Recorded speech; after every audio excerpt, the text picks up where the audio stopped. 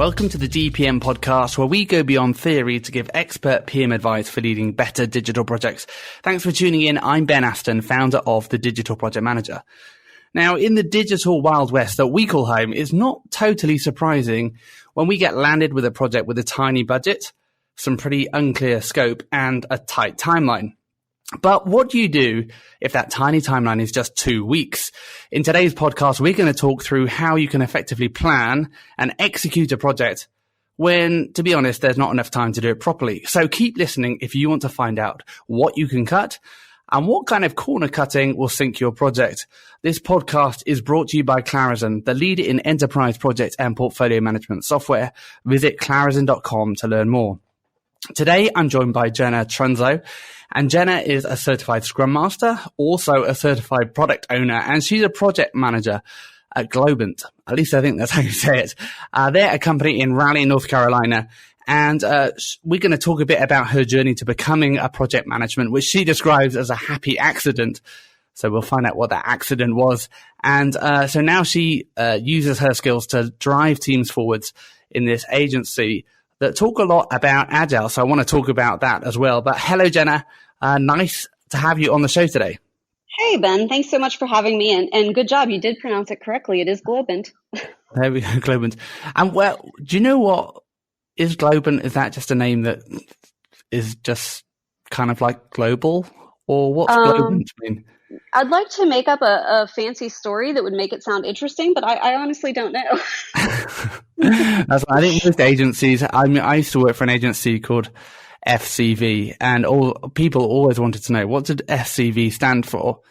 And the reality was it doesn't stand for anything. It used to stand for something called False Creek Ventures, but that doesn't sound like A, that doesn't sound good, and B, that doesn't really sound like an agency.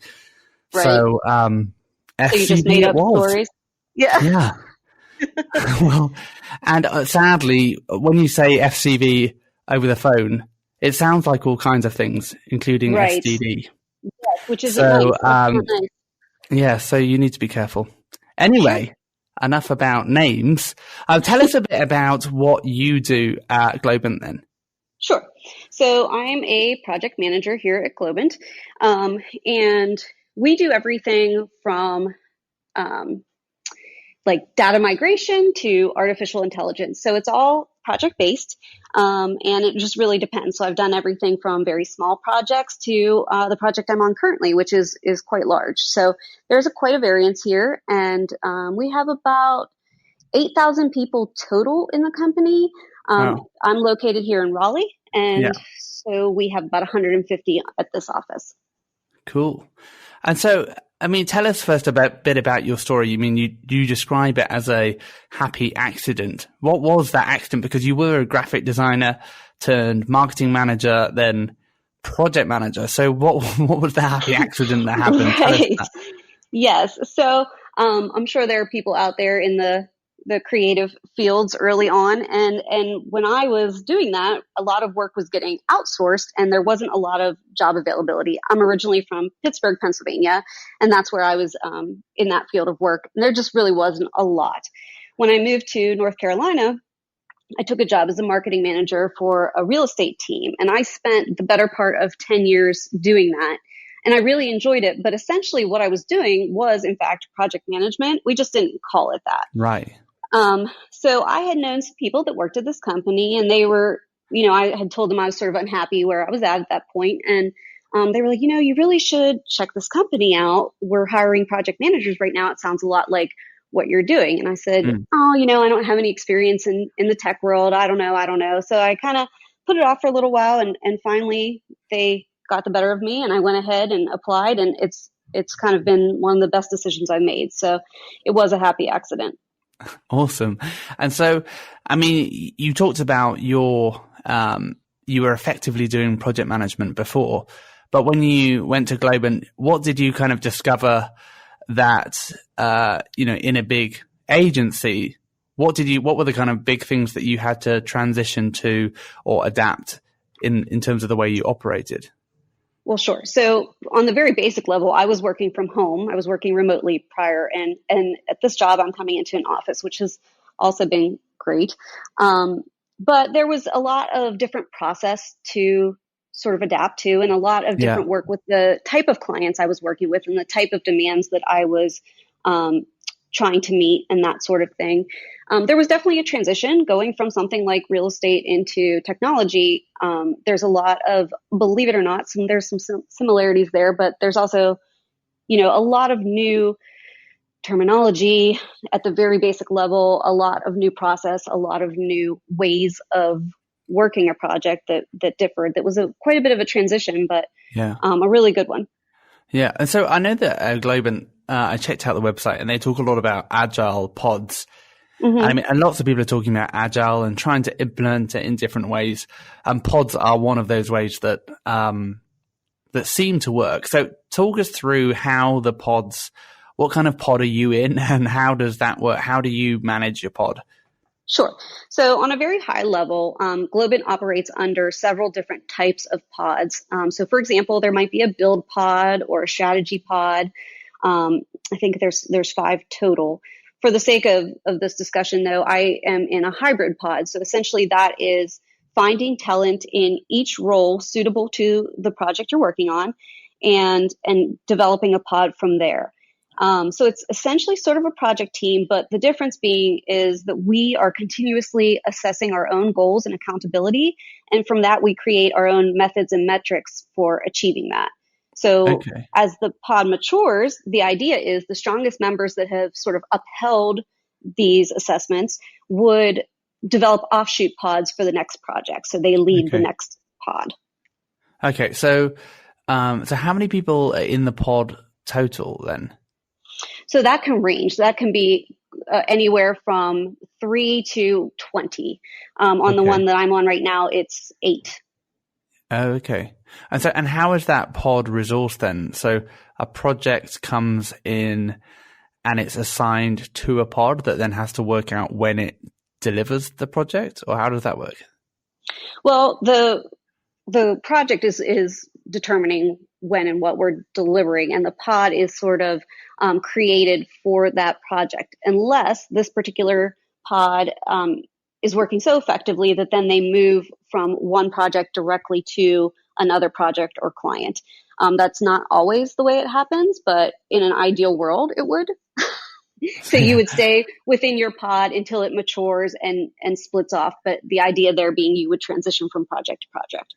Okay. So the pods are constantly evolving. They are. Yeah. Cool. And so, you talked about you are in a hybrid pod.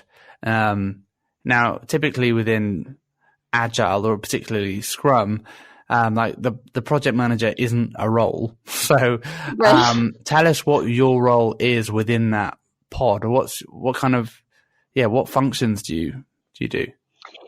Well, there is a lot of the traditional project management. I think Agile is used loosely sometimes, right? Yeah. And so I am doing a lot of the traditional work, like from budget to scope to deliverables and that sort of thing. But in relation to the pods, it's more about the health of the team and the project, being responsible for maintaining that pod, their assessments, their maturity, and that sort of attribute. So tell us about assessments and maturity. So there are tests people do. Is that how it works?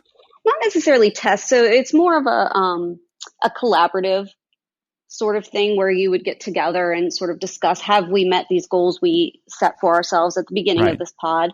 When we developed the Constitution as a group, as a team, every, I don't know what it is, 3 to 6 months or so, we're assessing to see, are we upholding this? Are we doing it the right way? Do we need to adjust anything? And so forth. But I will disclaimer in saying that this is a relatively new concept to us because Globant we're acquired by Globant not all that long ago. So we are transitioning into their way of working. Well, exciting times ahead then. Yes. So I always ask people, what, if any, tools they use, because I think project managers are always interested in finding out what new and cool tools people are using. What's in your PM toolkit that you are a big fan of? Right. So Advil Definitely Advil. No, I'm just kidding. So I'm very fortunate. I work in a very highly collaborative environment. So actually, my coworkers are my greatest tool. We are constantly bouncing situations and project work off of each other for second opinions. And did this work with your project? Did that work with yours, etc. But strictly on a tool level, pretty traditional. We use Jira a lot. We use Confluence. Google Drive is our main sort of hub here, Yeah. And then any sort of offshoot things that the designers send over or need us to kind of work with or what have you. But those three are really our main go-to. Yeah. The classics. Yes, the classics. Cool. So, well, let's talk about your post. And for those of you that haven't read the post yet, as I mentioned at the beginning, it was a 2-week project that Jenna got landed with. So tell us, first how this project got landed on you in the first place, because for most people, like if they were told, hey, you need to deliver this project and you have to deliver it in 2 weeks, it would be enough to give people a mild heart attack. So how did this project land on you? And, rather than deflect it, you took it on. Was that a choice that you had, or was that just, hey, Jenna, this is yours, get it done? Well, so a little bit of both. I mean, I had availability, so that was great. One of my projects had recently wrapped up, so I was available. At the same time, I do work at a company where they are pretty respectful of, if this is something you really just don't want to work on, they will go ahead and move it to somebody else. But at the same time, I really like projects that involve a little bit of creativity and a little bit of challenge. So I didn't mind doing it.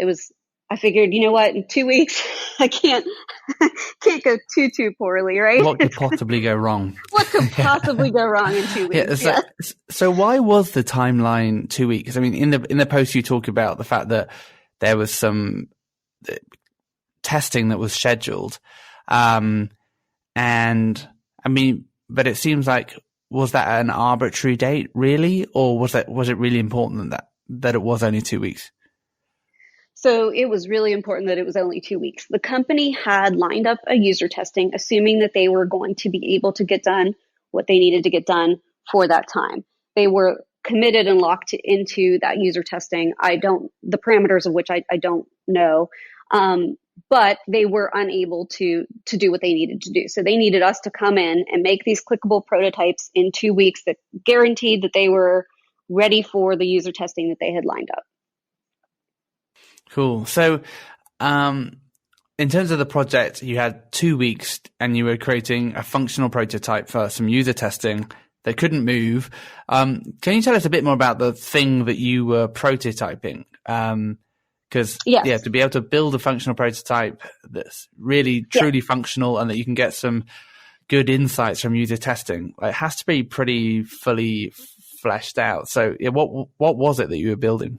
Sure. So the company was looking at how their appliance user interface was coming across. And what they needed was for us to take their current interface on their appliance, a specific appliance, and prototype that out so that it was essentially mimicking how you would interact as a consumer with that appliance.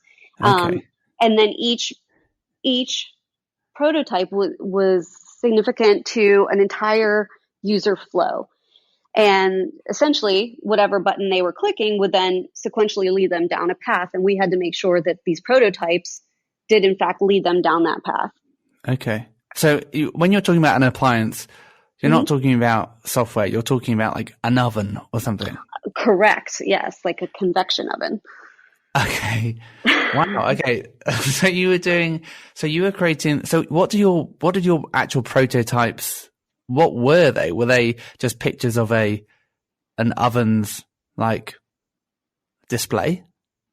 Sort of. So it was all of the buttons available and then the displays that would show as you interacted with those buttons. So let's say I wanted to automate based on a certain type of food. Like I'm just throwing things out there. For example, you would hit, button X and the display would do, A, B, C, D, and E. But if you hit button Y, what would the display do then? And how does that meet the consumer's needs? Yeah. Well, oven UX. Yeah. That's that. And so the final kind of prototype, was it wireframes that were like clickable, or what was the final output by the end of the 2 weeks? Right. So they were clickable wireframes essentially, with a little bit more design specifications per the client's ask. So they had a little bit more of the exact fonts and spacing and sort of the design parameters that the actual appliance was going to use. But yes, essentially clickable wireframes. And was that in InVision or Azure, or what was that in? I believe that they did that in InVision. Okay. So in 2 weeks, you went from having, so it wasn't entirely from scratch because the oven's interface was kind of already there, right? Right. But you were just working out in 2 weeks different flows, and so that you could test out whether or not when people use this oven, it made sense to them. Right. Yes. And so one of the challenges we had was that the client's design team had given us the wrong design specifications to start with. So, that becomes a challenge when you only have 2 weeks to actually produce this and you're producing the wrong thing per their ask, right? So, that was a bit of a blocker, to say the least. So at what point did you realize that they were the wrong ones? Well, so one of the things I talk about in my article is making sure that you, in a project this short, that your two main points are having daily stand-ups and demos. And that's exactly what we did, because we wanted to find out sooner rather than later if something wasn't quite right. And that's exactly what happened in this situation. It was daily check-ins with this client, daily, updates on progress. And most of them were demos or visual check-ins. And it was very apparent very early on that they had given us the wrong information. So, we were able, thankfully, to kind of correct that as soon as possible, but we wouldn't have been able to if we weren't having like such constant contact. Yeah. So the timeline and the budget you describe as being all fixed, but I'm curious what flex you had on the scope, because clearly like the user testing was going to happen. There were some flows they wanted you to kind of flesh out, but what flex was there on, how many screens and flows you were going to develop? Well, not much actually, because we were asked to do, I believe it was six flows and 6 full prototypes. The problem there is that if we didn't produce all of them, the testing was impacted because one was significant to the next.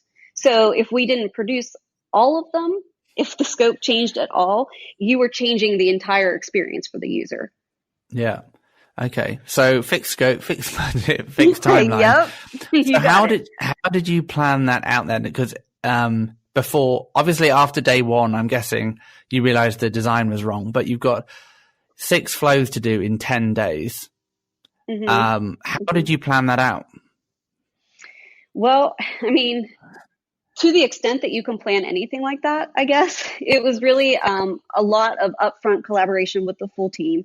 And this is one of those situations where you really have to test yourself as a project manager to sort of adapt and break that traditional mold.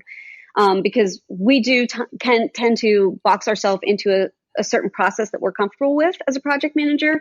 And this blows that all out of the water. So you need to find ways to become efficient out of necessity, and it becomes a really good learning experience.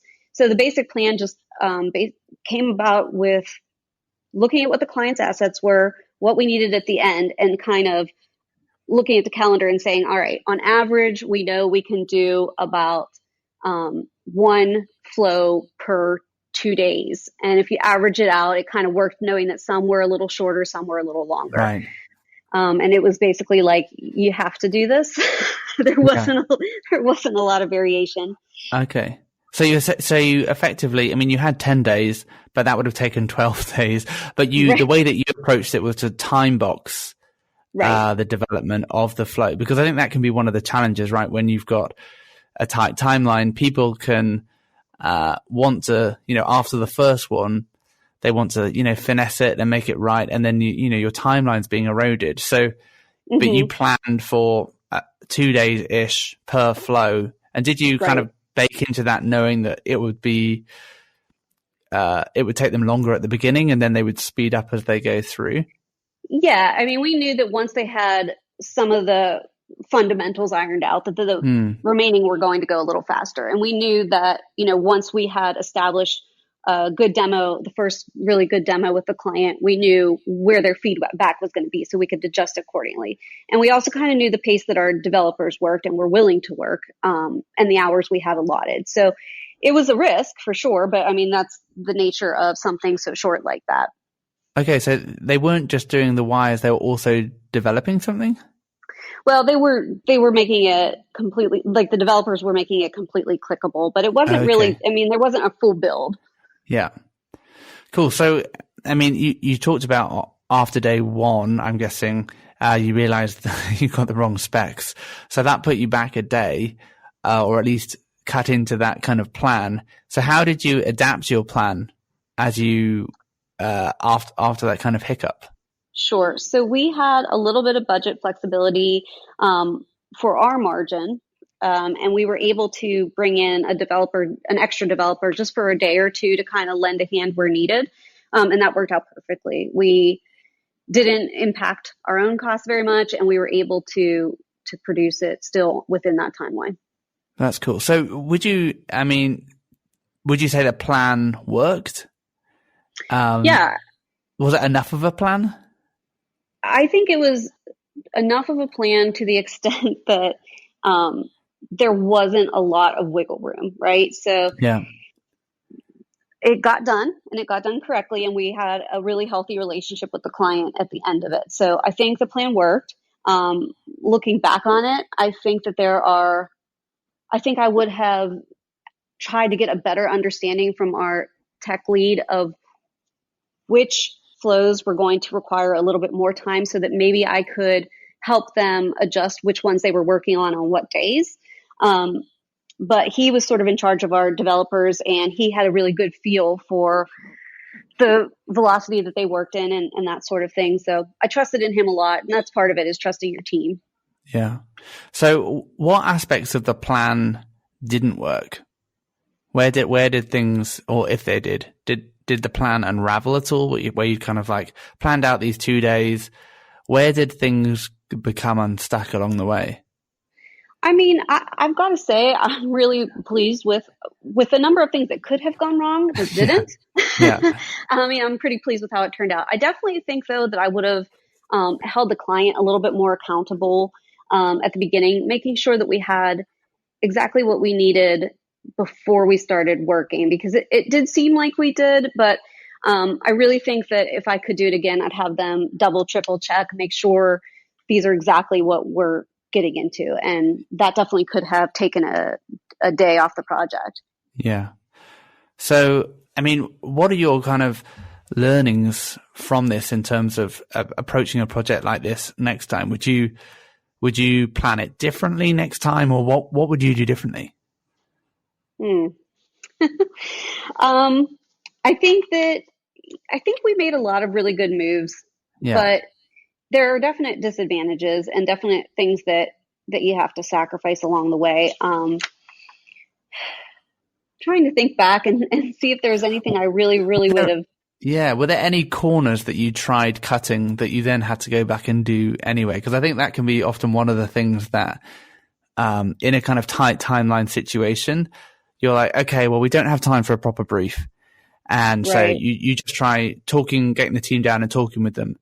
And then you're like, the team comes back 2 hours later and like, can you write down a brief, please? Right. Or there are things where we like, okay, well, we're not going to do daily scrums because we haven't got time for it. And then you realize you are having daily scrums anyway. So I'm curious as to if there are any corners that you tried cutting that you had to actually go and do anyway. I mean, we didn't have like a formal kickoff, so to speak. And so there wasn't like a sit down sort of discussion of role clarity. And I'm not so sure we absolutely needed that, but I think that if we had more of a structure for how the team was working as opposed to like a free for all of who can get done what the fastest, Right. I think that would have definitely been helpful. So not necessarily a kickoff, but more of a role clarity session, if you will, just something very basic. I think that was something that we cut that we could have used. Yeah. Yeah. Because I think when you're working on these really tight timeline projects, you know that every minute counts. And Right. I think particularly when it's on that first morning where you're like, okay, we've got 2 weeks to do this. We just need to get going. And I think the tricky thing is getting the team, enough clarity so that they know where they need to get to and they kind of agree the steps along the way, but without kind of going into the nth degree of detail around that. So that balance of, do the team, are they really, really clear on what needs to be done and why and what's going to make this successful? And getting who. that really clear. And who. Exactly. That can make a massive difference in their, effectiveness throughout the, rest of the time. But it can often be one of the things where we're like, hey, we think, because we understand it, then the team surely understand it because it's not that complicated often. Exactly. And that's definitely also one of the things that you have to be careful with the client because, they're not all necessarily versed in the same things that we are versed in. Yeah. So they might think that they understand completely what we're going to be doing. And then when we give it to them, they're like, wait a minute, I don't understand this at all. And so, again, that cutting of corners, I think maybe we could have taken even, an hour to sort of really define things a little bit better. Yeah. Cool. Well, Jenna, thanks so much for joining us. It's been great having you with us. Thank you so much. I really appreciate talking to you. So I wonder what you think. Have you ever run a project with a crazy timeline? How did it go? Tell us what you think, how you managed it, the corners you cut and the corners that you tried cutting and it didn't quite work. And then go to thedigitalprojectmanager.com and join our Slack team. You'll find all kinds of interesting conversations going on there about all things digital project management. And if you like what you heard today, please subscribe and take a couple of minutes just to leave an honest review. We read all of them and it really helps us tailor the show and make it better. It's really greatly appreciated. But until next time, thanks for listening.